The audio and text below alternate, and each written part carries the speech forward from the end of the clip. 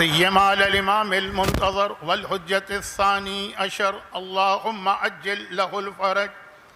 اللهم إنا نشكو إليك فقد نبينا وغيبة ولينا وكثرة عدونا وقلة عددنا وتظاهر الزمان علينا وشدة الفتن بنا ولعنة الدائمة على أعدائهم أجمعين في كتابه الكريم. بسم الله الرحمن الرحيم. من المؤمنين رجال صدقوا ما عاهدوا الله إن الله اشترى من المؤمنين أنفسهم وأموالهم بأن لهم الجنة يقاتلون في سبيل الله فيقتلون ويقتلون وعدا حقا عليه في التوراة والإنجيل والقرآن وما أوفى بعهده من الله فاستبشروا ذلك هو الفوز. اور اس حالت میں روزہ رکھنا. اب روزے کے مسائل بیمار کے حوالے سے دو ہیں نا. کچھ لوگوں کے لیے روزہ حرام اور گناہ. میرے اعتبار سے ابھی میں اس کیٹیگری میں نہیں پہنچا, بالکل بارڈر لائن پر ہوں. اور کچھ بیماروں کے لیے روزہ معاف ہے. رکھ لیں گے تو روزہ ہو جائے گا, نہیں رکھیں گے تو کوئی خرابی, غلطی اور گناہ نہیں. میرے اعتبار سے میں ابھی اس کیٹیگری میں ہوں. لیکن بہرحال روزہ رکھنے کے بعد ڈائبیٹک پیشنٹ کی شوگر بہت لو ہو جاتی ہے. ہر ایک کو معلوم ہے, ہر خاندان میں کوئی نہ کوئی ڈائبیٹک پیشنٹ ہے, اور خاص طور پر میری طرح اگر کوئی انسولین لینے والا ہے. 3-4 منٹ کی اپنے ذاتی حوالے سے, تاکہ میری یہ اور آنے والی چاروں تقاریر آپ کی سمجھ میں آ سکے. لیکن خاص طور پر آج, اور پھر جیسے ہی روزہ افطار ہوتا ہے ویسے ہی بلڈ شوگر یا بلڈ گلوکوز اسپائک کرتا ہے, ایک دم بہت تیزی سے اوپر ہو جاتا ہے اور پھر ایک دم نیچے آتا ہے. اس حالت میں میں عام طور پہ رمضان کی تقاریر سے آج کل گریز کرتا ہوں. 35-40 سال میں نے رمضان میں مومنین کرام کی خدمت کی, کراچی تو اس کا گواہ. کیونکہ بہرحال کئی لوگ کہتے ہیں, اور میں بھی ان سے اتفاق کرتا ہوں, کہ مولانا جب آپ کے یہ پرابلم ہے تو آپ کو کس نے مشورہ دیا کہ آپ آ کر تقریر کر کے اپنا وقت بھی ضائع کریں اور مومنین کا بھی؟ 100% میں متفق. اسی لیے میں رمضان میں گزشتہ 2-3 سال سے آپ کو کہیں نظر نہیں آیا ہوں گا سوائے شہادت کی 4 مجالس کے. لیکن اب کیا کیا جائے, ہمارے CWO کے نوجوان اس بری طرح سے پیچھے پڑے. میں نے اپنی ساری مجبوریاں بتائیں, اور پھر یہاں ہوا یہ کہ یک شد نہ دو شد, یک شد دو شد, یک نہ شد دو شد. خوجہ پیرائش ناشری جماعت کا بھی حد سے زیادہ اصرار, تو میں آ گیا. اب اس کے بعد جو کچھ بھی آپ کمی, خرابی, نقص, عیب محسوس کریں گے وہ میں نے اپنی مجبوری بتا دی. اور اسی لیے آپ ان لوگوں سے پوچھیں, دونوں سے, خوجہ جماعت سے بھی اور CWO والوں سے, کہ کیا میں نے فوراً ان کی دعوت کو قبول کر لیا. نخرے نہیں دکھائے, لیکن یہ مجبوری کہ آپ کا وقت, پورے دن کا روزہ, اور اس کے بعد اس تھکن کے عالم میں یہاں آنا. چلیں, یہ تو ایک مسئلہ تھا. ساتھ میں میرا مسئلہ ایک اور بھی ہے جس کے لیے میں ایک لفظ استعمال نہیں کرنا چاہتا. عمرے کے درمیان ویل چیئر اتنا بڑا مسئلہ ہوتا ہے, آپ کے لیے نہیں, جو دوسرے ویل چیئر چلا رہے ہیں اور آپ کو زخمی کر دیتے ہیں. صفا مروہ کے درمیان ابھی 3 مہینے پہلے جب میں یہاں فاطمیہ کی مجلس پڑھنے آیا اور یہاں سے عمرے پہ گیا تو یہی واقعہ پیش آئے. ڈائبیٹک پیشنٹ کی ہیلنگ ویسے ہی بہت سلو ہوتی ہے, اور مجھے اس کے بعد عمرہ بھی پورا کرنا پڑا, کربلا کی زیارتیں بھی کرنا پڑی, لندن کی مجلسیں پڑھنا پڑی. بہت حالت خراب ہو گئی. سمجھیے میرا پیر شہید ہو گیا صفا مروہ میں. لیکن کیونکہ شہید مروہ ہمارے یہاں ایک بہت ہی اہم نوجوان ہے 1945 میں یا 44 میں, جسے صفا اور مروہ کے درمیان کھڑا کر کے اس کی گردن اڑائی گئی تھی 80 سال پہلے.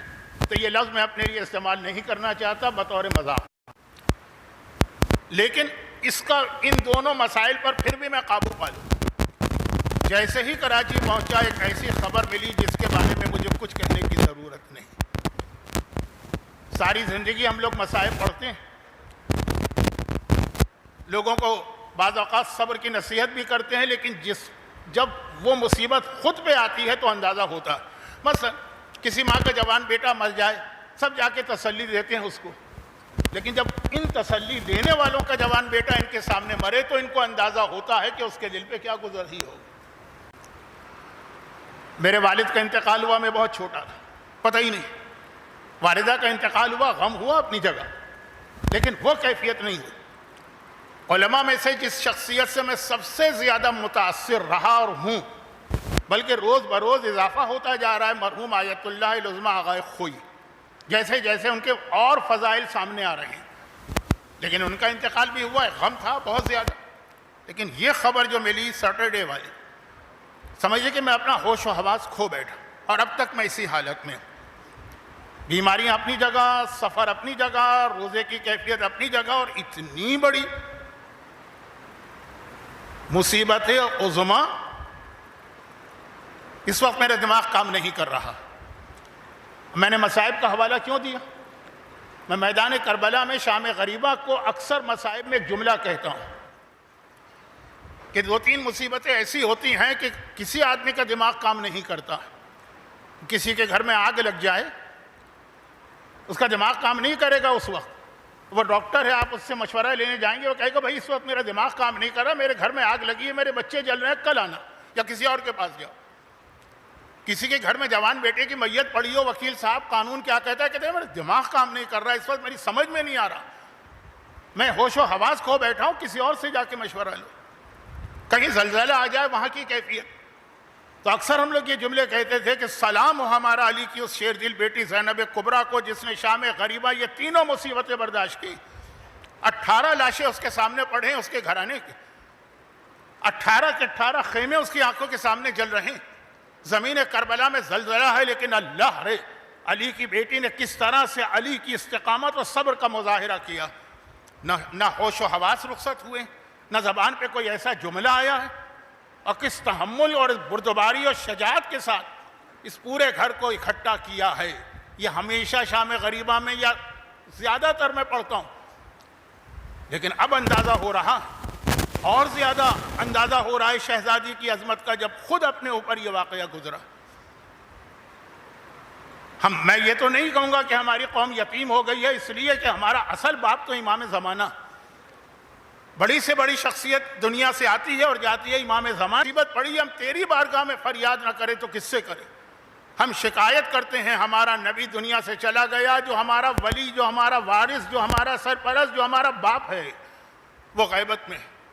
اور عام حالات نہیں ہیں، کثرت عدونا وقلت عددنا، دشمن ہمارے اتنی تعداد اتنی کم رہ گئی ہے کہ آپ کو ایسا لگ رہا ہے کہ ایک ملک ہے اور ساری دنیا سے اس وقت مقابلہ کر رہا۔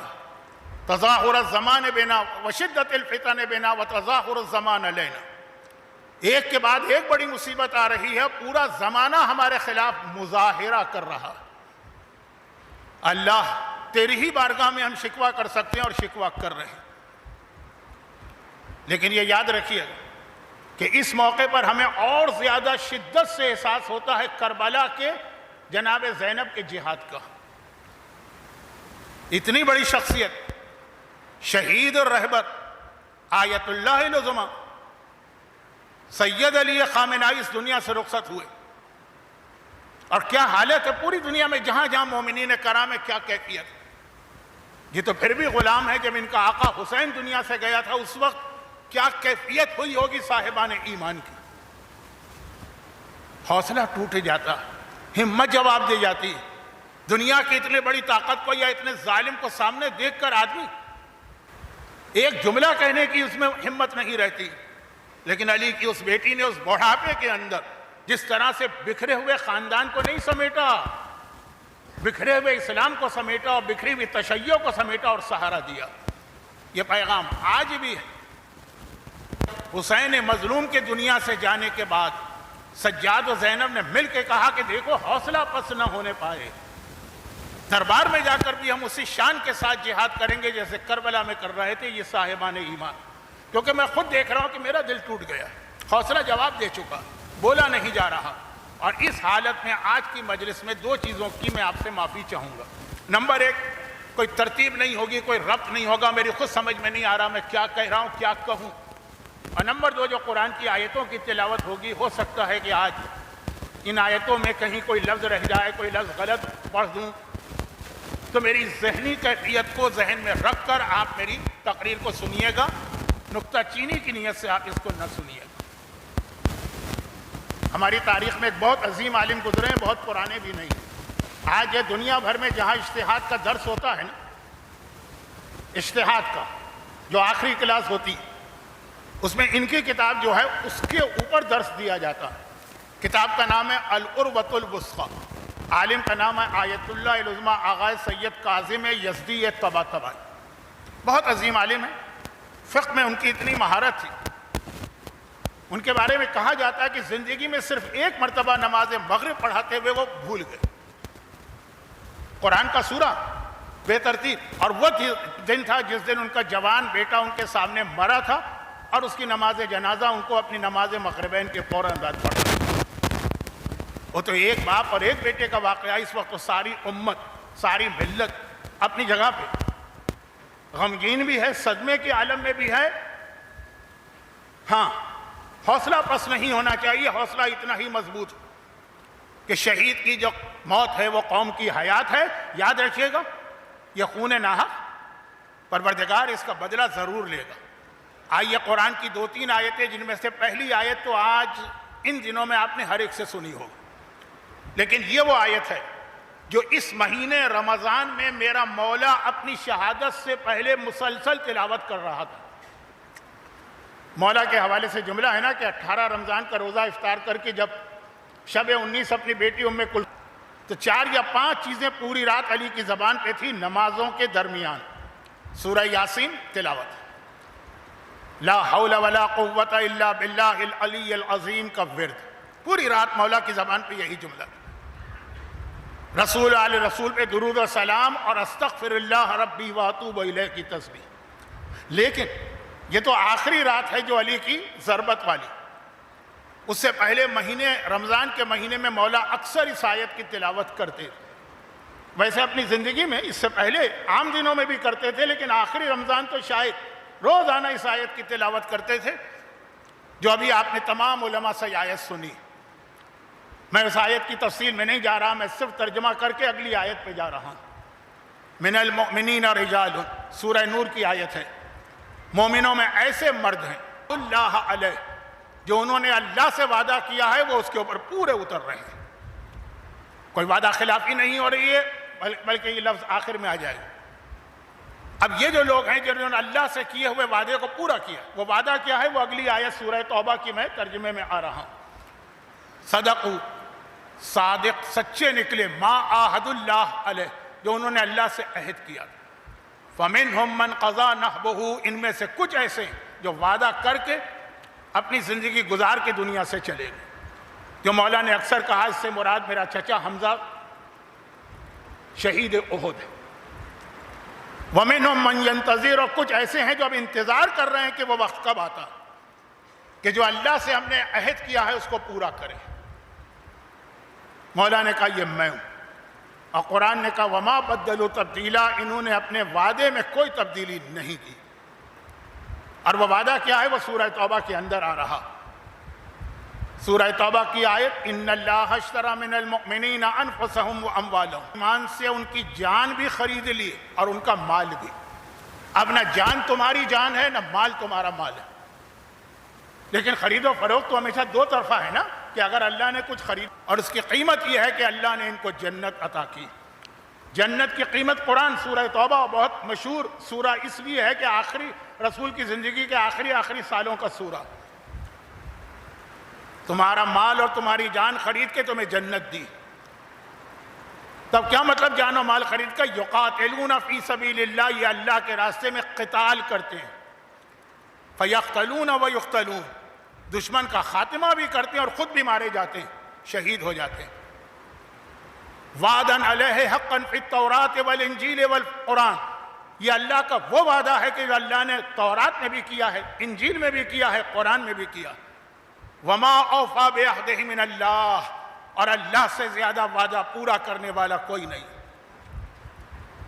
فَاسْتَبْشِرُوا بِبَيْعِكُمُ الَّذِي بَایَعْتُم بِهِ، پس خوشخبری ہو تمہارے لیے۔ یہ لفظ یاد رکھیے گا، اس سے میں اپنی اصل تقریر پر آنا چاہتا ہوں۔ پس خوشخبری ہو تمہارے لیے کہ اگر تم نے اس خرید و فروخت پر تم ثابت قدم رہے، ذَلِكَ هُوَ الْفَوْزُ الْعَظِيمُ، یہی بڑی کامیابی ہے۔ کامیابیاں بہت ہوتی ہیں، دولت، مکان، گاڑی، بزنس، اولاد، بڑی کامیابی عظیم، یا اللہ عظیم ہے، سبحان ربی العظیم۔ اور یہ کامیابی بڑی عظیم ہے جو راہ خدا میں مارا جاتا ہے اور اپنی جان دیتا ہے۔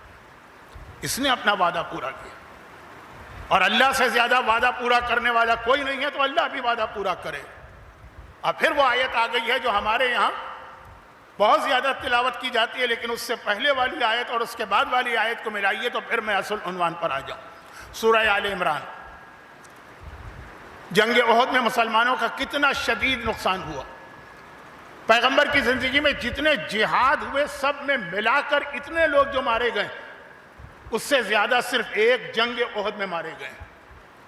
پیغمبر کی زندگی میں تقریباً 80 جہاد ہیں۔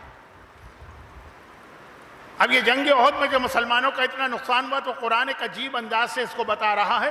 آیتیں بہت ہیں لیکن میرا موضوع کچھ اور ہے، اس لیے میں تفصیل میں نہیں جا رہا۔ الذین قالوا لاخواننا وقعدوا، جنگ ختم ہو گئی نا، 70 مسلمان مارے گئے نا۔ اب ہر جگہ ایسے لوگ ہوتے ہیں جو یہاں بھی ہوں گے،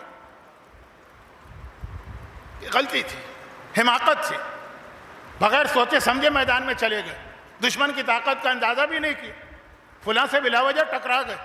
کیا تمہیں پتہ نہیں تھا کہ اس کے پاس کیا کیا وسائل؟ اب قرآن کہہ رہا، یہی جنگ احد کے بعد بھی ہوا تھا جب 70 مسلمان شہید ہوئے ہیں۔ قرآن کہہ رہا، یہ قرآن آیت 167 168 والی آیت آل عمران، جس کے شروع میں آیہ مباہلہ، ترجمہ کیا ہے؟ الذین قالوا لاخواننا، دیکھو مدینے کے ان لوگوں کو جو اپنے بھائیوں سے کہہ رہے ہیں، یعنی جو اعتراض کرنے والے ہیں ایک طرح سے منافق ہیں، لیکن قرآن لفظ بھائی استعمال کر رہا ہے، اپنے بھائیوں سے کہہ رہے ہیں وقعدوا، اور کس حالت میں کہہ رہے ہیں کہ خود گھر میں بیٹھے۔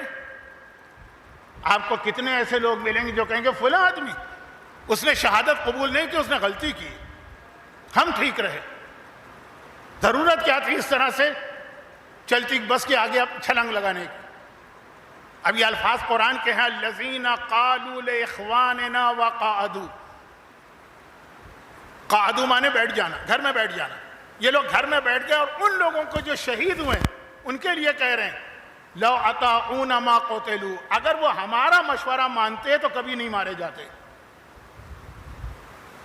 ہماری بات پہ چلتے، ہم جو ان کو پالیسی دے رہے تھے، ہم جو ان کو مشورے دے رہے تھے۔ اتنی بڑی طاقت کفار مکہ کی، 10,000 کا لشکر ہے، تم 700 بھی نہیں ہو، اگر یہ ہمارا مشورہ مانتے ما قتلوا تو ان کو موت نہیں آتی، یہ قتل نہیں ہوتے، یہ شہید نہیں ہوتے۔ قرآن کہہ رہا قل فادرؤوا عن انفسکم الموت ان کنتم صادقین۔ اچھا یہی بات ہے، تو جب تمہاری موت آئے گی اپنی موت کو ٹال کے دکھانا اگر تم سچے ہو۔ مرنا تمہیں بھی ہے، مرے وہ بھی ہیں، تم بستر پہ ایڑیاں رگڑ کے مرو گے، وہ راہ خدا میں جہاد کر کے مرے گے۔ لیکن جو ایسی بات کہتے ہیں نا کہ بھائی کوئی جنگ کرنے سے پہلے یا کوئی بڑا قدم اٹھانے سے پہلے ذرا سوچنا سمجھنا بھی چاہیے، وہ اپنی جگہ صحیح ہے، لیکن سوچنے سمجھنے کا مطلب ہے کہ گھر میں بیٹھ جاؤ۔ قرآن کہہ رہا تو تم اپنی موت ٹال کے دکھا دو، اگر ان کو موت آ گئی تو کیا تمہیں موت نہیں آئے گی؟ پھر اسی سے ملی ہوئی آیت ہے، اس سے بالکل ملی ہوئی، وَلَا تَحْسَبَنَّ الَّذِينَ قُتِلُوا فِي سَبِيلِ اللَّهِ أَمْوَاتٌ بَلْ أَحْيَاءٌ عِندَ رَبِّهِمْ يُرْزَقُونَ۔ جنگ بدر کے بعد آیت نازل ہوئی جو مر جائیں ان کو مردہ نہ کہنا، شہید کو مردہ نہ کہنا۔ اب یہ نہیں کہا جو راہ خدا میں مارا جائے اسے مردہ سمجھنا بھی نہیں۔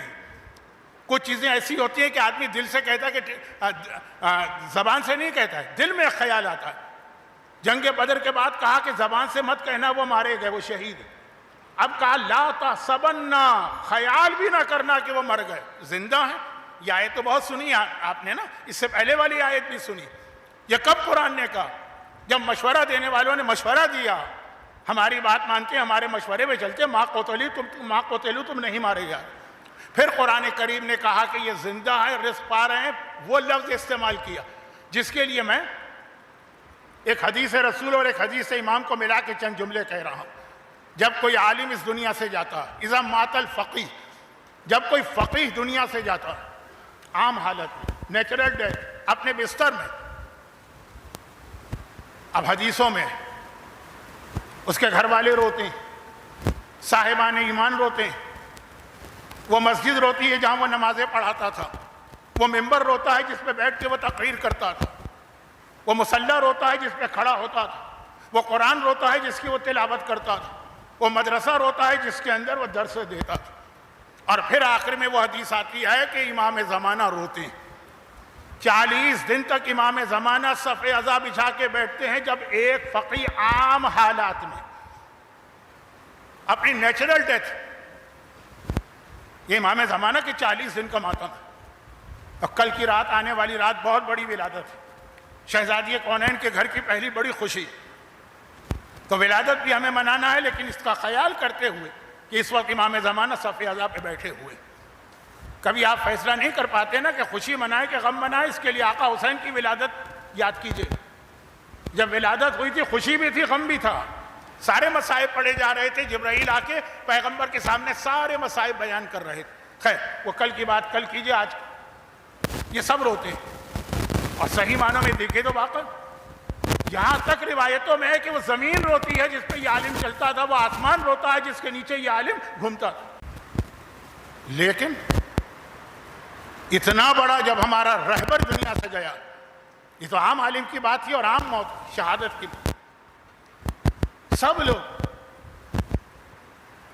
صاحبان ایمان تو ہیں غم میں، لیکن میں نے عام کافروں کو بھی دیکھا، وہ جو بہت متعصب ہے ان کو چھوڑ دیجئے، لیکن واقعا ایسا صدمہ پہنچا۔ لیکن اس موت کے اوپر صرف ایک شخصیت ہے جو بہت ہی خوش ہے، وہ خود قرآن بتا رہا، فرحین بما عطا اللہ، یہ وہی شہید کو مردہ مت کہو، اس سے ملی ہوئی آیت، اس سے پہلے والی آیت بھی میں نے پڑھی، تلاوت کی، اور اس کے بعد کی آیت بھی سنی۔ فرحین بما عطا اللہ، چند لفظ چھوڑ کر، یستبشرون بنعمت من اللہ وفضل، یہ شہید راہ خدا جس کے لیے تم نے کہا کاش یہ ہماری بات مانتا تو نہیں مارا جاتا۔ قرآن نے کہا کہ وہ زندہ ہے، پھر کیا کہا؟ فرحین، وہ خوشی کے عالم میں ہے، وہ فرحت کے عالم میں ہے، وہ جشن منا رہا ہے۔ شہید کے بارے میں قرآن کہہ رہا بما عطا اللہ، جو اللہ اس کو عطا کر رہا، یستبشرون بنعمت من اللہ وفضل، اور ان کے لیے اللہ کی نعمتوں پر نعمتیں اور اللہ کا فضل پر فضل ہے۔ تو ساری دنیا اس وقت سوگ کے عالم میں ہے، زمین و آسمان کو ملا کر، مسجدوں اور مدرسوں اور مصلوں اور قرآن اور ممبر کو ملا کر کوئی خوش ہے تو خوش شہید قائد آیت اللہ خامنائی۔ قرآن کہہ رہا ہے فرحین، یہ لوگ خوشی جشن منا رہے ہیں اس دنیا میں جانے کے بعد۔ لیکن ساتھ میں قرآن نے ایک پیغام اور دیا، اور یہ ہے سورہ ابراہیم کی آیت ہے یا سورہ قمر کی، بہرحال، لا تحسبن اللہ غافلا عما یعمل الظالمون، ان کو مشورہ دینے والے ہوں کہ دوسرے لوگ، یہ ظالم ان کو ظلم کرنے دو، لیکن لا تحسبن، پھر وہی بات، زبان سے نہیں دل میں بھی نہ لانا کہ اللہ غافل ہے ظالموں سے، بس ظالم ظلم کر رہا ہے، اللہ کیا کر رہا ہے؟ لا تحسبن اللہ غافلا عما یعمل الظالمون، ظالموں کے عمل سے اللہ غافل نہیں ہے۔ غافل نہیں ہے تو اتنا بڑا ظلم کیا، نتیجہ کیوں نہ نکلا؟ قرآن نے وہی بتایا اسی آیت کے آخر میں، یؤخرہم یوما تشخص فیہ الابصار، یہ ظالموں کا انجام اللہ نے اس دن پہ چھوڑ دیا ہے جس دن خوف کی وجہ سے آنکھیں پتھرا جائیں گی، آنکھیں پھٹ جائیں گی۔ ابھی مت دیکھو کہ کس نے کیا ظلم کیا، اللہ غافل نہیں ہے، ایک ایک چیز اللہ کے سامنے ہے، لیکن اللہ انتظار کر رہا ہے ان کو ایک وقت دیا۔ اور یہ بھی تو قرآن نے کہا کہ اصل سزا تو وہ ہے، لیکن اس دنیا کی حد تک بھی قرآن نے ایک بہت اہم پیغام دیا ہے اس سورہ میں جس کے 2 نام ہیں، سورہ فجر بھی اسی کو کہتے ہیں، سورہ امام حسین بھی اسی کو کہتے ہیں، جس کی آخری آیت ہے یا ایتھا النفس المطمئنۃ ارجعی الی ربک راضیۃ مرضیہ۔ اس کی شروع کی آیت کیا؟ بسم اللہ الرحمن الرحیم والفجر ولیال عشر والشفع والوتر. قرآن کہہ رہا ہے کہ فجر کی قسم اور 10 راتیں. اس کے بعد ارأیت اللہ، کیا تم نے نہیں دیکھا کہ تمہارے رب نے ما فعل ربک بعاد ارم ذات العماد التی لم یخلق مثلها فی البلاد وثمود الذین جابوا الصخر بالواد وفرعون ذی الاوتاد الذین طغوا فی البلاد فصب علیہم ربک صوت عذاب ان ربک لبالمرصاد. اسی دنیا کی بات، اصل انجام وہ، لیکن اس دنیا میں بھی الم تر کیف فعل ربک بعاد. 3 قوموں کا قرآن نے تذکرہ کیا ہے. آج دیکھ لیجئے کہ یہ تینوں چیزیں کس میں جمع. کہا تم نے نہیں دیکھا اللہ نے قوم عاد کے ساتھ کیا کیا؟ التی لم یخلق مثلها فی البلاد. قوم عاد وہ تھی جس نے بہت دنیاوی ترقی کی تھی. کہا التی لم یخلق مثلها فی البلاد. ان کا جو شہر تھا نا، آج تک دنیا میں اتنا خوبصورت، حسین، بہترین کوئی شہر نہیں بنایا گیا. دنیاوی بڑی بڑی عمارتیں، چوڑی چوڑی سڑکیں، صاف ستھرے باغات، عالیشان مکانات. انسان قدم رکھے تو شہر دیکھ کے حیران ہو جائے. کہا یہ قوم عاد نے کیا تھا نا، ابھی دیکھو تمہارے رب نے ان کے ساتھ کیا کیا. آج بھی آپ کسی نوجوان سے پوچھئے، پیرس جانا ہے، لندن جانا ہے، ٹوکیو جانا ہے، نیو یارک جانا ہے، کیوں؟ بہترین شہر، بہترین. وَثَمُودَ الَّذِينَ جَابُوا الصَّخْرَ بِالْوَادِ. اور دیکھو تمہارے رب نے سمود کے ساتھ کیا کیا ہے. سمود کون تھے؟ جو ٹیکنالوجی میں بہت آگے تھے. ٹیکنالوجی میں ایک ہوتا ہے دنیاوی اعتبار سے ٹاؤن پلاننگ، بہترین شہر، خوبصورت شہر، وہ ایک الگ چیز. ہو سکتا ہے کہ بہت کمزور سی قوم ہو لیکن اپنے شہر بہت اچھے بنا کے رکھے. دوسری قوم کا ٹیکنالوجی. آج بھی اگر آپ قوم سمود کے علاقے سے گزریں تو یقین نہیں آتا کہ رسول خدا سے بھی کتنا پہلے، حضرت ابراہیم سے بھی پہلے.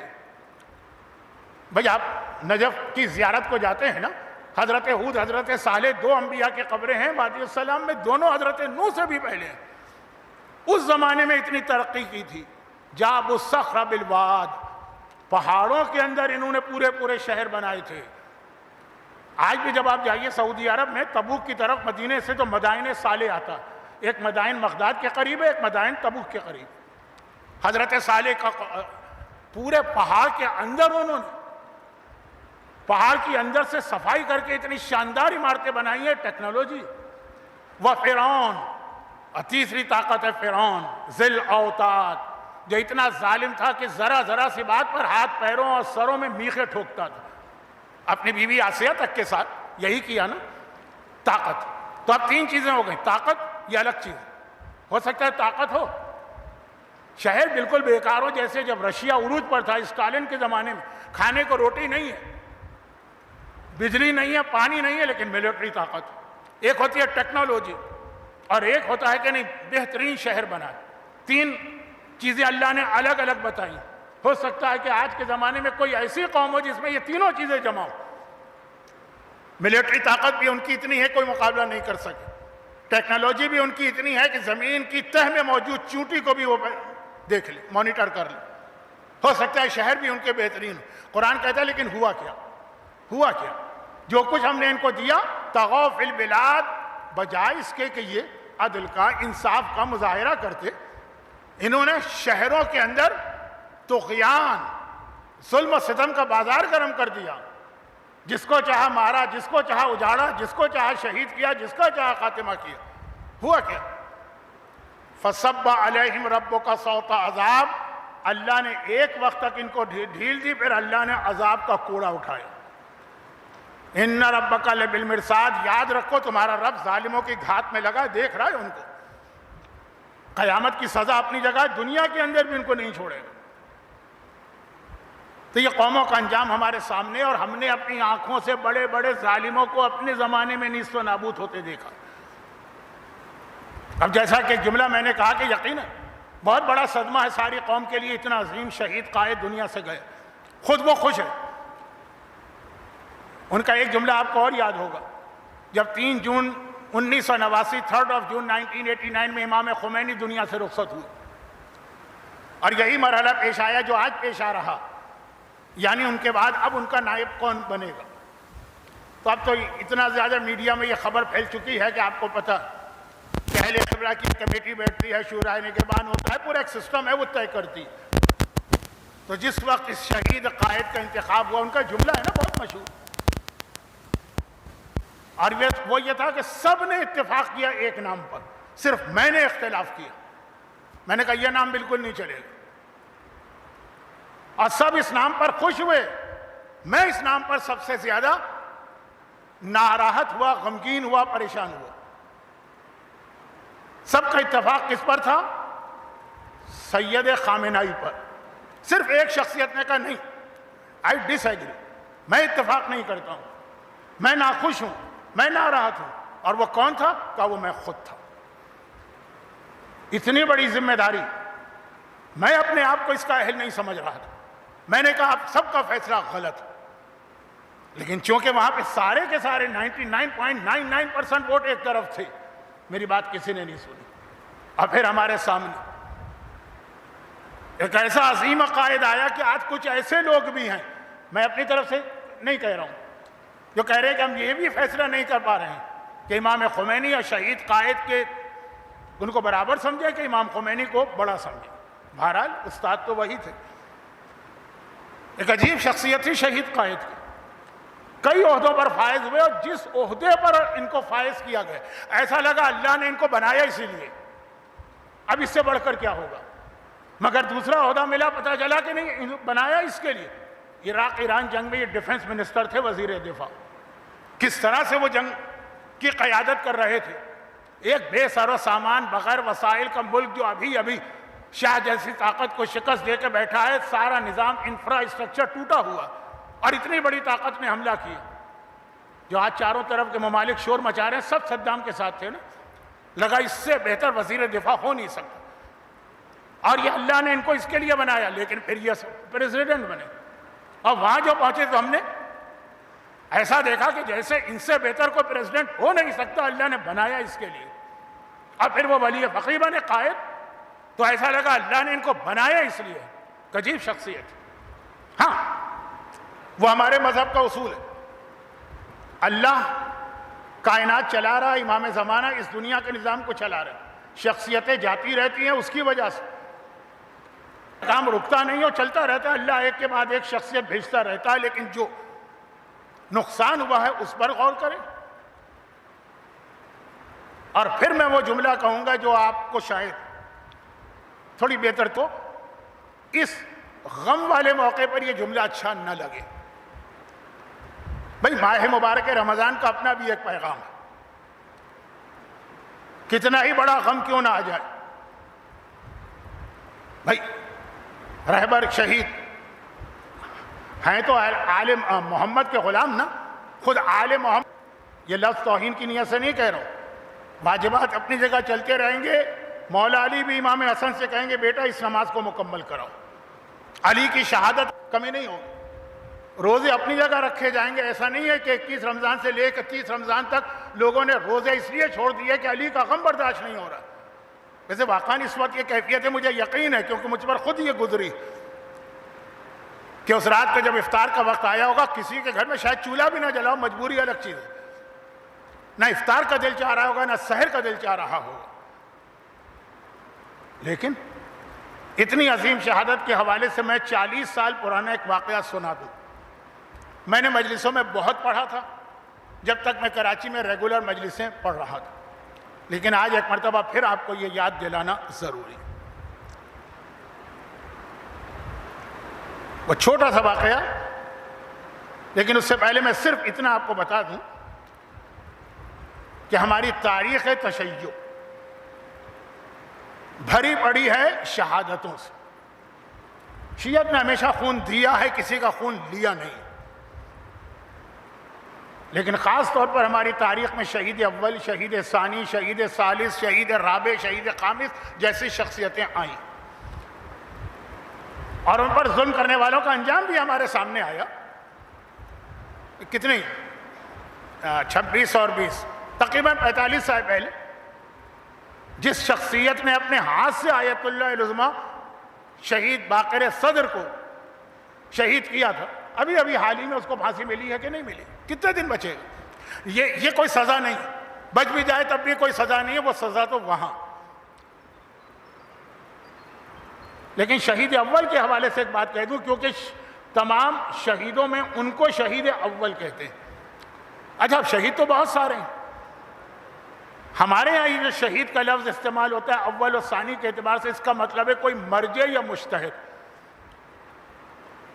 جو غیر مجتہد یا مجتہد بھی نہیں، مرجع سمجھیے، غیر مرجع اگر شہید کیا جائے وہ اس کا بھی رتبہ بہت بلند، لیکن مرجع تو بغیر شہادت کے بھی بہت بلند ہے۔ تو اگر دونوں چیزیں جمع ہو جائیں، پہلی شخصیت جو مرجع تھے اور عظیم، اب یہاں دینی طالب علم ہوتے تو میں ان کے سامنے کچھ بتاتا، آپ کے سامنے کیا بتاؤں۔ ہماری فقہ میں یہ کہا جاتا کہ غیبت امام میں پہلے مجتہد سے لے کے آج تک جتنے مجتہد گزرے، آج کل چھوڑ دیجئے، یہ جملہ ہے شیخ جعفر کاشف الغطا کا، جتنے گزرے وہ 100 سال پہلے کے ہیں، 200 سال پہلے کا، آج تک فقہ کو کسی نے ٹچ ہی نہیں کیا ہے، شہید اول نے ٹچ کیا ہے یا میں نے۔ اب بڑے بڑے اس میں مراجع کے نام آ رہے ہیں، لیکن ان کے علم کو ظاہر کرنے کے لیے جب انہیں گرفتار کیا گیا تھا اور ان کے قتل کا حکم جاری ہوا تھا، اور خالی قتل کا نہیں، طریقہ قتل بھی قاضی نے اپنے فتوے میں لکھا تھا یا اپنے حکم میں لکھا تھا کہ پہلے ان کی گردن اڑائی جائے گی، پھر بے سر کا لاشا سولی پر لٹکایا جائے گا کچھ عرصے، اس کے بعد لاشے کو اتار کر آگ میں جلایا جائے گا، اور اس کے بعد اس آگ کی راکھ کو دریا میں اور ہڈیوں کو وہیں زمین کے اندر گاڑا جائے گا۔ نہ غسل، نہ کفن، نہ دفن، یہ ایک مرجع عالی قدر کی بات ہو رہی ہے۔ یعنی میں کچھ نام لے کر آج کل کے کسی عظیم مرجع کی توہین نہیں کرنا چاہتا، لیکن یہ ان تمام مراجع سے بڑے مرجع، تو اب ان کے بارے میں یہ کہ یہ قاضی نے حکم دے دیا، پورا کیس چلا، پورا واقعہ ہے جس کے بیان کرنے کی ضرورت تو نہیں۔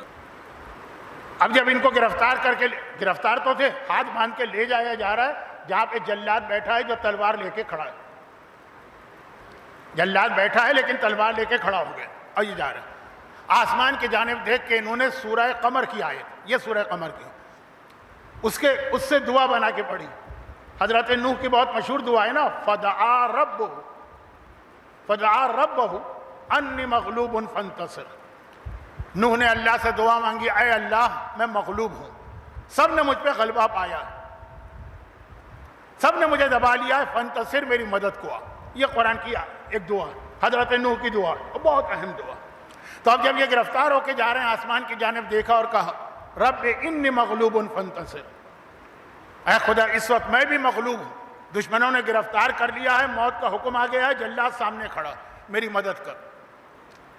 آسمان سے ایک پرچہ ان کے سامنے آ کے گرا، اور اس پہ صرف ایک جملہ لکھا تھا، یہی پیغام ہمارے اور آپ کے لیے آسمان سے آج بھی نازل ہو رہا۔ کیا تھا؟ انہوں نے کہا رب انی مغلوب فانتصر، جواب آیا ان کنت عبدی فاصطبر، اور اگر تو میرا بندہ ہے تو صبر سے کام لے، تجھے صبر کرنا۔ مومن کی اہم ترین خاصیت ہے صبر، مگر زینب کبریٰ والا صبر، کہ صبر بھی ہو اور جہاد بھی جاری، حوصلہ پس نہ ہو۔ تو اب ایک چھوٹا سا، بہت چھوٹا سا واقعہ، کیونکہ سارے شہید قائد کے حوالے سے باتیں ہوئیں، تو یہ آخری بھی ذرا انہی سے متعلق سن لیجئے کہ وہ دنیا سے گئے، سب غمگین، چاہے انسانوں پہ اثر نہ ہوا ہو مومنین کو چھوڑ کر، اور بہت سارے صاحب بصیرت عام مسلمانوں کو چھوڑ کر نہ ہو، لیکن باقی تمام کائنات کی مخلوقات ماتم کر رہے ہیں، جس میں فرشتے بھی شامل ہیں۔ یہ حدیثیں ہیں جو آپ آج کل سن رہے ہوں گے۔ مگر میں نے کہا کہ اگر کوئی خوش ہوگا تو خود وہ شہید قائد خوش ہے۔ جب وہاں گئے ہوں گے، قرآن نے کہا نا فرحین، یہ شہید راہ خدا جیسے ہی وہاں جاتا ہے جشن مناتا ہے وہاں پہنچنے کا، مگر صرف ایک چیز وہ ہمیں اور آپ کو دیکھ کر ایک پیغام دیں گے، وہ سن لیجئے۔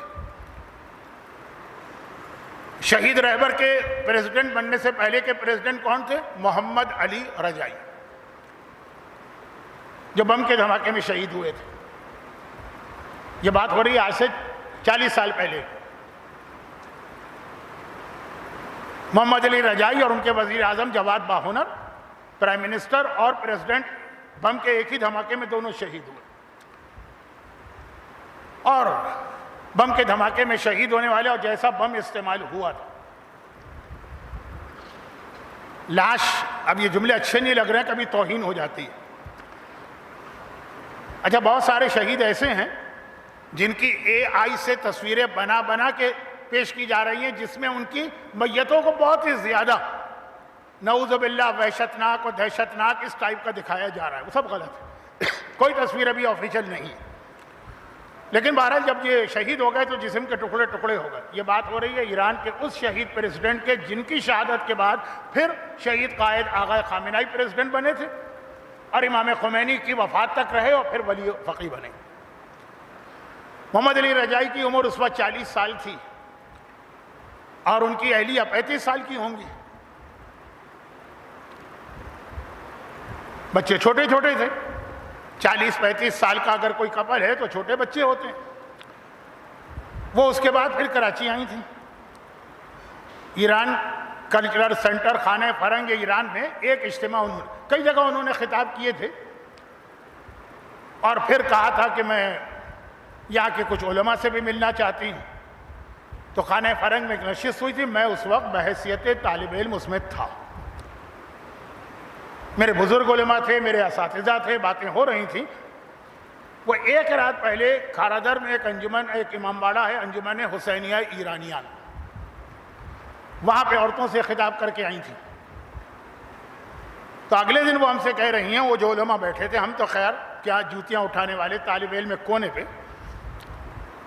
کہ میرے خاندان پر اس انقلاب سے پہلے اور اس انقلاب کے بعد بہت سارے اللہ نے امتحان لیے ہیں.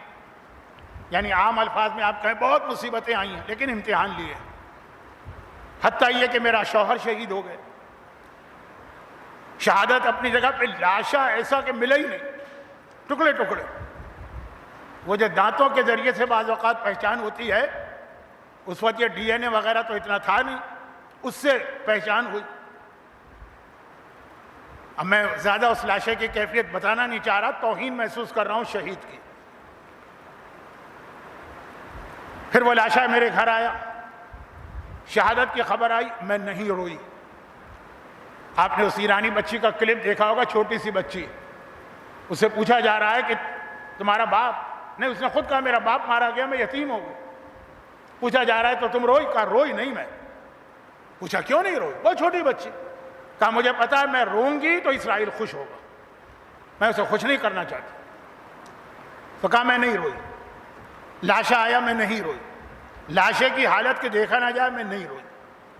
میرے چھوٹے چھوٹے یتیم بچے کبھی پوچھتے بھی تھے کہ بابا کہاں ہیں، میں نہیں روئی. لیکن آپ کے شہر میں کل رات کو میں نے ایک تقریر کی، اس کے بعد میں روئی اور اتنا روئی کہ زندگی میں کبھی نہیں روئی.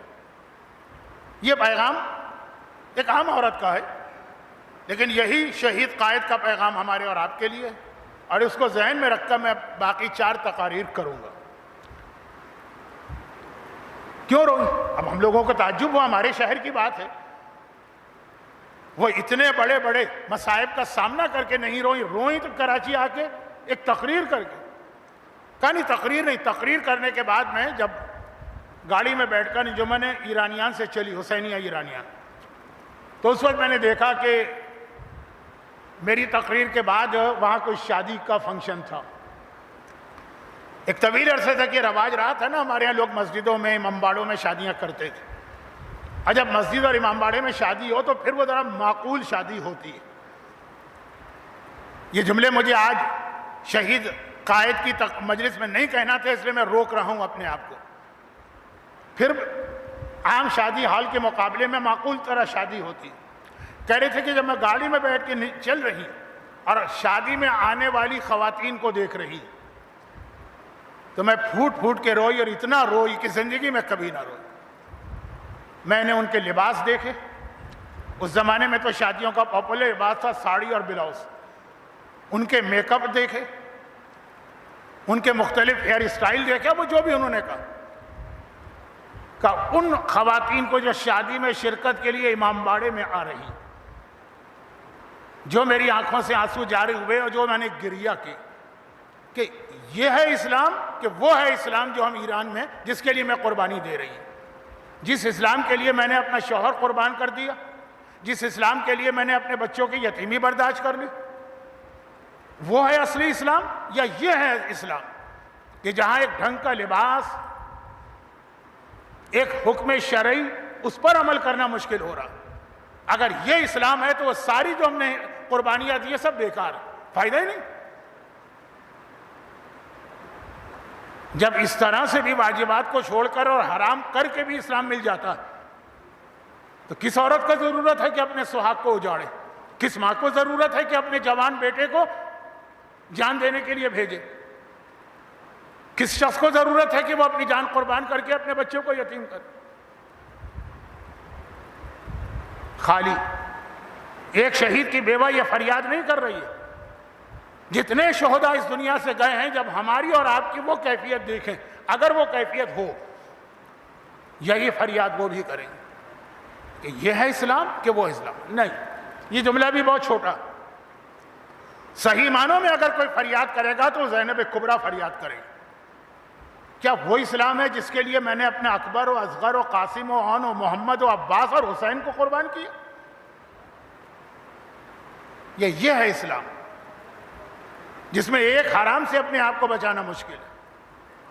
کیا وہ ہے اللہ کا پسندیدہ اسلام جس کے لیے میں نے اپنی چادر تک کی قربانی دے کے قیدی بن کے اس امتحان سے گزرنا پڑا کہ چوتھا امام اگر ساری زندگی رویا تو شام کو یاد کر کے رویا؟ یہ ہے اسلام جس کو آپ کھارادر اور سولیر بازار اور ناظم آباد اور گلشن اقبال اور ڈیفنس اور کلفٹن کی گلیوں میں بھی نہیں فالو کر پا رہے ہیں؟ یہ فریاد نکلے گی زینب کبریٰ کی زبان سے، بس یہ صدمہ اپنی جگہ، اور پروردگار عالم اور امام زمانہ ہیں، یقیناً وہ اس یتیم امت کو سنبھالیں گے اور نقصان نہیں ہوگا، اس شہادت سے فائدہ ہی ہوگا۔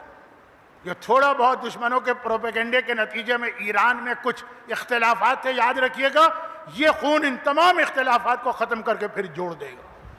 100% تو صحیح اسلام نہیں آ سکتا جب تک کہ زمانے کا امام نہ آئے، لیکن آپ دیکھیے گا کہ اس کے نتیجے میں فوائد کتنے ہوں گے۔ مگر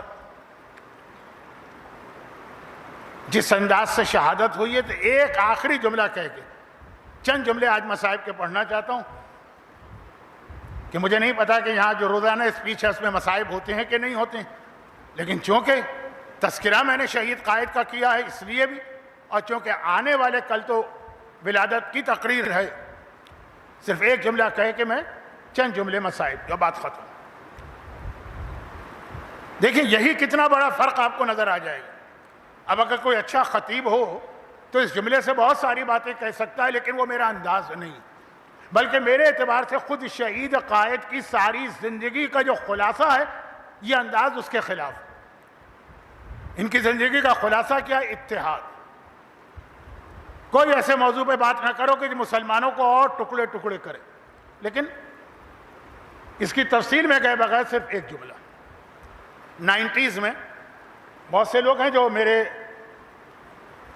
ہم عمر ہیں یا مجھ سے کچھ 8-10 سال چھوٹے ہوں گے، افغانستان میں ایک اسلامی حکومت قائم ہے، ملا عمر کو امیر المومنین ڈکلیئر کیا گیا، ان کو وہی اسٹیٹس دیا گیا جو خلفائے راشدین اور اس کے بعد کے خلفاء کا تھا، اور اس اسٹیٹس کا مطلب یہ ہوا کہ ان کی بیعت واجب تھی۔ خالی افغانستان والوں پہ نہیں، پاکستان کے بڑے بڑے شیخ الاسلام اور مفتی سفر کر کے گئے تھے اور ملا عمر کے ہاتھ پر بیعت کی تھی، جس طرح کی بیعت خلفاء سے لی جاتی تھی۔ یہ ہے ہمارا خلیفہ وقت۔ امریکہ نے افغانستان پہ اٹیک کیا، یہ ملا عمر صاحب اپنے گھر سے اس طرح بھاگے کہ اس میں تو ایک تھی، اتنا اتفاق ہے کہ یا موٹر سائیکل پہ بیٹھ کے بھاگے تھے یا رکشے پہ بیٹھ کے بھاگے تھے، اور پھر کوئی عطا پتہ نہ چلا، اسی حالت کے اندر دنیا سے رخصت۔ اور یہاں ہمارے فخر کے لیے کتنی اہم مثال ہے کہ شہید قائد کو پیغام دیا جا رہا کہ دنیا کے کئی ملک آپ کو لینے کو تیار ہیں. سیریا کا حکمران بھاگ کے گیا کہ نہیں گیا؟ وہ ملک بھی لینے کو تیار. کا فرار نہیں، شہادت، ساری زندگی شہادت. پھر آپ حضرات بھی تو ماہ رمضان میں ایک دعا پڑھتے ہیں نا، جس میں روزانہ آپ کہتے ہیں وَقَتْلًا فِي سَبِيلِكَ، اے خدا ہمیں تیرے راستے میں شہید ہونے کا موقع ملے. تو یہ ہمارے مراجع اور علماء تو سارا سال یہ دعا پڑھتے ہیں.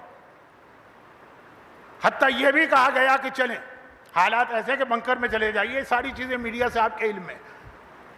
میں تو صرف بتا رہا ہوں ہمارے سامنے 30 سال کے اندر کتنی مختلف قسم کی سیرتیں آئیں.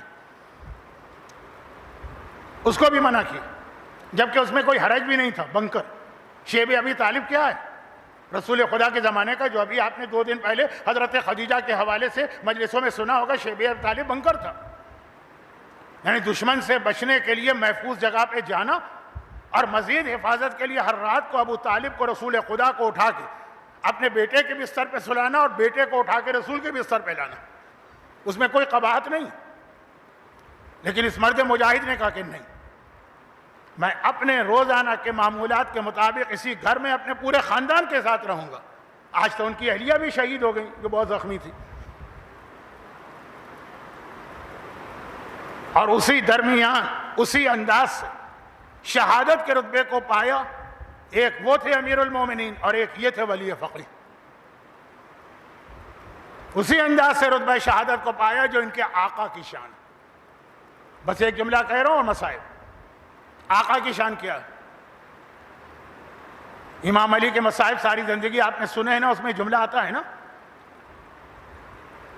کہ کم از کم 2 ایسے واقعات پیش آئے تھے جب مولا علی ام کلثوم کے گھر سے نماز پڑھانے جا رہے ہیں کہ ام کلثوم نے گھبرا کے کہا تھا بابا آج نہ جائیے نماز پڑھانے، جودہ کو بھیج دیجیے.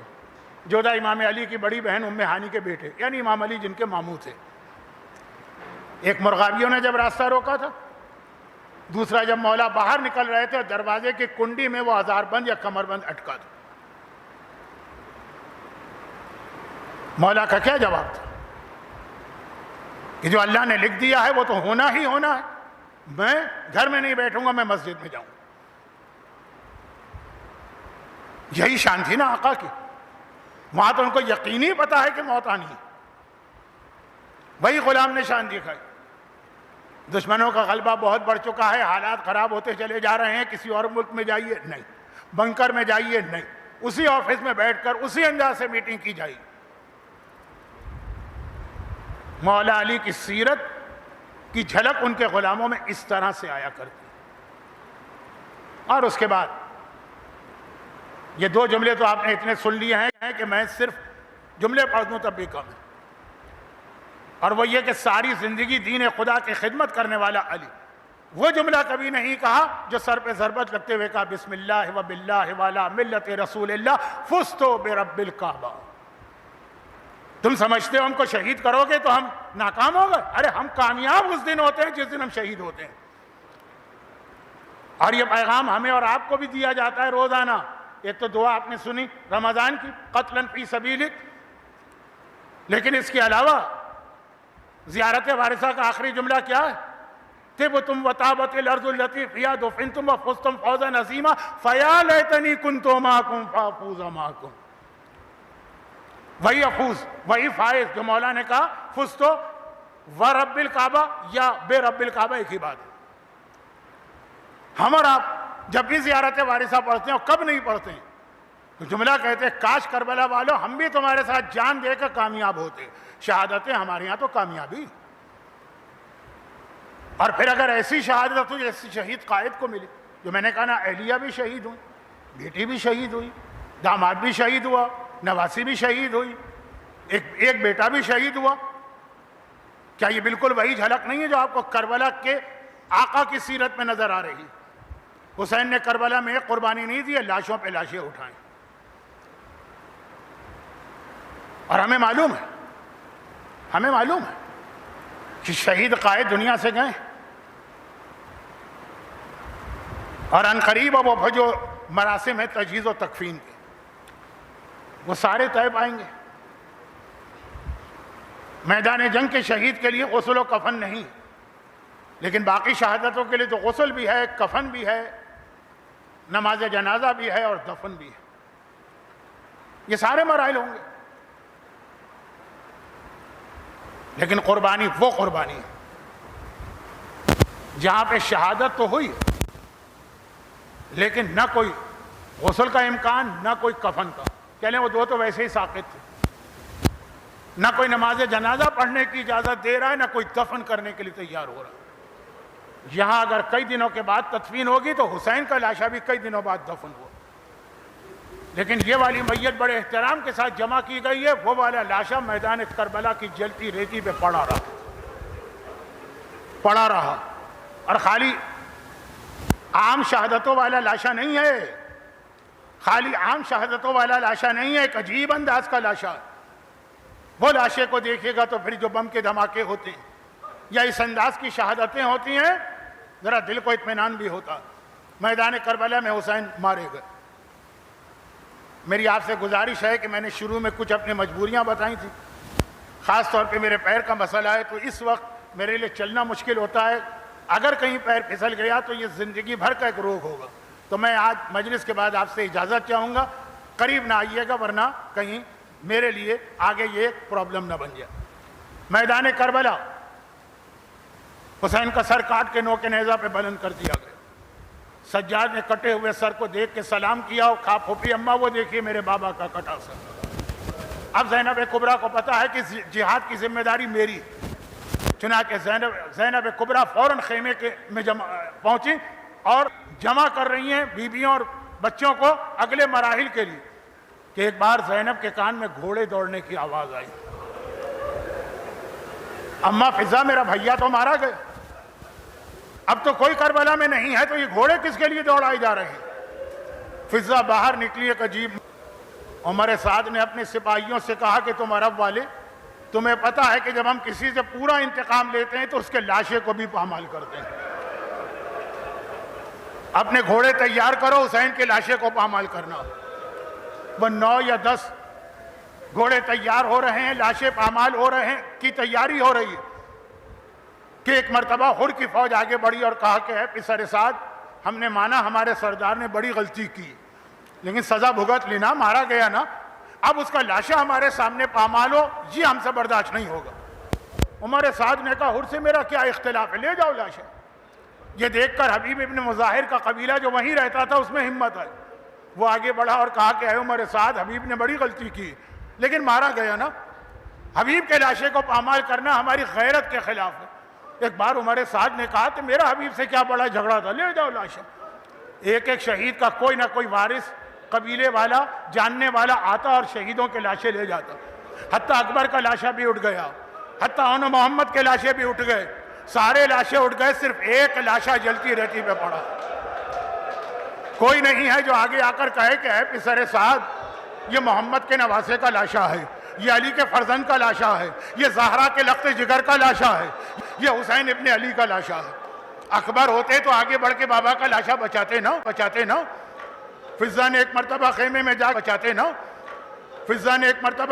جا کے آواز دی شہزادی ذرا آ کے دیکھیے میرے آقا کے لاشے پہ کیا گزر رہی ہے. زینب باہر آئی، عجیب منظر دیکھا. اجرکم اللہ. پروردگارہ انہی مصائب اہل بیت کا واسطہ اس شہید قائد اعلی علیین میں انہی اہل بیت اطہار سے ملحق فرما. اور خدا بندہ انہی کی طرح ہم میں سے بھی ہر ایک کو اسلام کی خاطر ہر قربانی، مال، جان، اولاد، عزت و آبرو، ہر قربانی کا جذبہ عطا فرما. خدا بندہ مصائب امام بیان ہوئے ہیں، جو لوگ مصیبت زدہ ہیں، حاجت مند ہیں، ان کی حاجتیں پوری فرما. ماہ مبارک رمضان کی راتیں ہیں، ہمارے تمام مرحومین شہید قائد سمیت، تمام شہدائے ملت سمیت تمام مرحومین، خصوصاً جو حاضرین مجلس ہیں ان کے خاندان کے مرحومین کی مغفرت فرما. بیماروں کو شفاء کاملہ عطا فرما.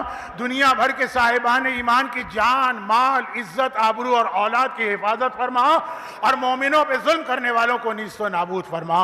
اور پروردگارہ ان مظالم کے انجام دکھانے کے لیے اپنی آخری حجت وارث معصومین فرزند زہرا امام زمانہ کے ظہور میں تعجیل فرما.